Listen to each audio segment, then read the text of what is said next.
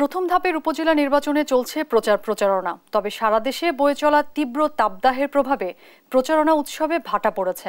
বিস্তারিত জানাতে কুষ্টিয়া ও নোয়াখালী থেকে যুক্ত হচ্ছেন সহকর্মী নাহিদ হাসান তিতাস ও মাওলা সুজন। শুরুতেই কুষ্টিয়া থেকে যুক্ত হচ্ছেন নাহিদ হাসান তিতাস। এই তীব্র গরমের মধ্যে কুষ্টিয়ায় উপজেলা নির্বাচনের প্রচারণা কেমন দেখছেন? ধন্যবাদ অরিন। আসলে আপনি যেমনটি বলছেন যে কুষ্টিয়ায় কিন্তু গত 3 সপ্তাহ ধরে তীব্র দাবদাহ চলছে, আর এই দাবদাহের মধ্যে দিয়েই কিন্তু আগামী প্রথম ধাপের যে উপজেলা নির্বাচন সেটা কিন্তু অনুষ্ঠিত হবে 8 মে। কুষ্টিয়ার 2টি উপজেলায় নির্বাচন অনুষ্ঠিত হবে এবং কিন্তু দ্বিতীয় ধাপে যে নির্বাচন 21 মে সেখানে 4টি উপজেলায় নির্বাচন হবে। অতএব আমি বলতে পারি যে প্রথম এবং দ্বিতীয় ধাপে কুষ্টিয়ার যে 6টি উপজেলা রয়েছে 6টি উপজেলায় নির্বাচন অনুষ্ঠিত হবে। এই নির্বাচনকে ঘিরে কিন্তু এখন সাজ রব চলছে। এই যে দাবদাহ উপেক্ষা করেই কিন্তু যারা প্রার্থীরা রয়েছে তারা কিন্তু প্রচারণায় ব্যস্ত সময় পার করছেন। তাদের নানা প্রতিশ্রুতির মধ্য দিয়ে তারা ভোটারদের কাছে যাচ্ছেন, দাঁড়ে যাচ্ছেন এবং নানা প্রতিশ্রুতি দিচ্ছেন। এই উপজেলা নির্বাচনকে সামনে রেখে কিন্তু এই যে দাবদাহ কিন্তু হার মেনেছে এই প্রার্থীদের প্রচারণার কাছে কুষ্টিয়ায়, কারণ বিভিন্ন ব্যানার পোস্টারে ছেয়ে গেছে। এছাড়া প্রার্থীরা তাদের এক প্রান্ত থেকে আর এক প্রান্ত যেমন ছুটে চলেছে তাদের প্রচারণার জন্য। আমি রয়েছি কুষ্টিয়ার ভেড়ামারা উপজেলায়। এখানে দ্বিতীয় ধাপে নির্বাচন অনুষ্ঠিত হবে 4টি উপজেলায়। সেই ভেড়ামারা উপজেলায় এখানে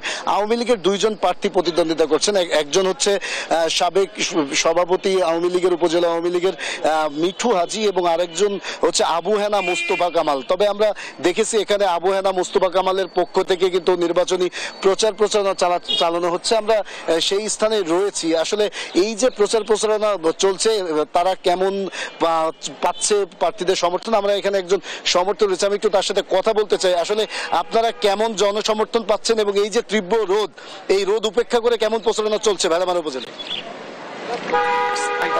আসসালামু আলাইকুম। আসলে আমাদের প্রার্থী আবু হেনা মোস্তফা কামাল মুকুল, আমরা আশা করছি তার 70% ভোট এখানে তার পক্ষে, জনগণ তার সাথে আছে। সবচেয়ে বড় জিনিস, সে একজন ক্লিন ইমেজের মানুষ। আমি একটু শুনছিলেন এই যে এখানে সমর্থকরা যা বলছে, আমার সাথে কিন্তু চেয়ারম্যান পদপ্রার্থী আবু হেনা মুকুল রয়েছে, আমি একটু তার সাথে কথা বলতে চাই। আসলে এই যে আপনি প্রচারণা করছেন, তীব্র রোদ, কেমন জনসমর্থন পাচ্ছেন আর জনগণকে কি প্রতিশ্রুতি দিচ্ছেন এই নির্বাচনে? আসসালামু আলাইকুম। দেশ টিভির মাধ্যমে আমার উপজেলার সম্মানিত সকল ভোটারকে সালাম, শুভেচ্ছা। আসলে রৌদ্রের ভিতর মানুষ ক্লান্ত। আমরা আজকে এই রৌদ্রের হাত থেকে মুক্তি পাওয়ার জন্য সরকারি কলেজ মাঠে ইস্তিগফার নামাজ পড়েছি। বৃষ্টির জন্য মহান আল্লাহ রাব্বুল আলামিনের কাছে আকাশ মেঘাচ্ছন্ন হয়ে আসছে, মনে হচ্ছে মহান রাব্বুল আলামিন।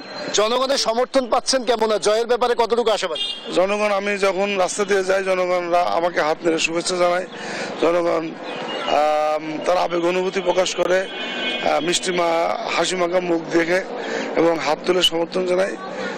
আমার বিশ্বাস আমি নির্বাচন জয়ের ব্যাপারে শতভাগ আশাবাদী। যেমনটি শুনছিলেন, আসলে প্রার্থীরা কিন্তু এই তীব্র রোদ উপেক্ষা করেই কিন্তু তারা নির্বাচনী প্রচারণা করছেন এবং জয়ের ব্যাপারে কিন্তু তারা আশাবাদী। এই ছিল কুষ্টিয়া থেকে উপজেলা নির্বাচনের আমার কাছে সর্বশেষ খবর। আমি চলে যাচ্ছি নোয়াখালীতে, সেখানে রয়েছেন সহকর্মী সুজন।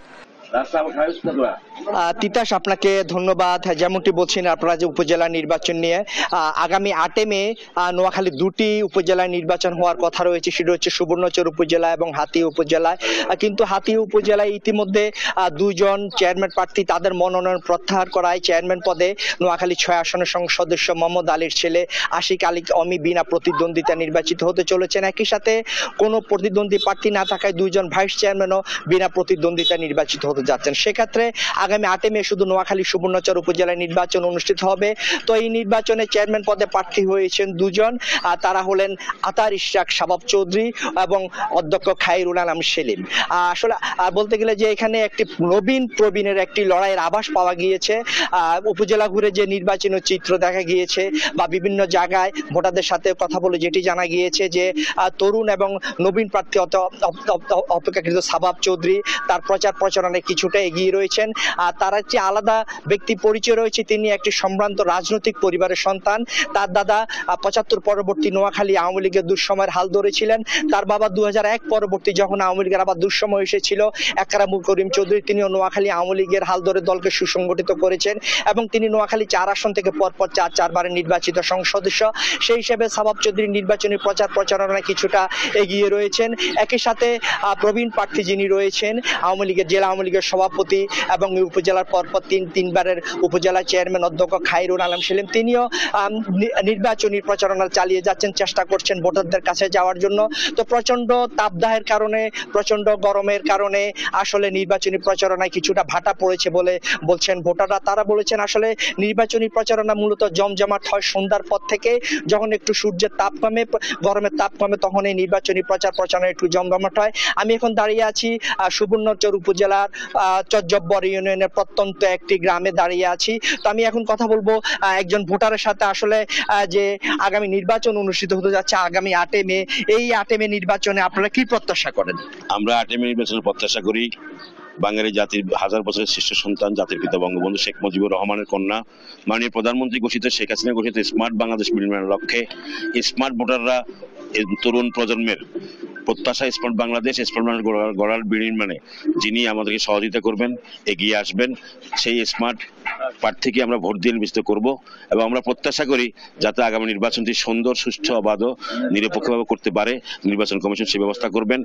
ধন্যবাদ আপনাকে। তিনি যেমনটি বলেছিলেন যে তিনি নির্বাচন কমিশনের প্রতি একটি আবেদন জানিয়েছেন, নির্বাচনের দিন যাতে নির্বাচনের পরিবেশটি অত্যন্ত সুন্দর থাকে, তারা যেন কেন্দ্রে গিয়ে সুষ্ঠুভাবে নির্বিঘ্নে তাদের পছন্দের প্রার্থীকে, পছন্দের প্রতীকে ভোট দিতে পারেন, সেই ব্যাপারে বিষয়ে তিনি নির্বাচন কমিশনের কাছে আবেদন করেছেন। একই সাথে তিনি জানিয়েছেন যে স্মার্ট বাংলাদেশ গড়তে যে প্রার্থী যোগ্য তাকে তারা ভোট দিবেন। অরিন, এ হচ্ছে নোয়াখালী থেকে আমার কাছে সর্বশেষ। সুজন এবং তিতাস, আপনাদের দুইজনকেই ধন্যবাদ। দর্শক, নোয়াখালী এবং কুষ্টিয়া থেকে উপজেলা নির্বাচনের প্রচারণার খবর জানাচ্ছিলেন আমাদের সহকর্মীরা।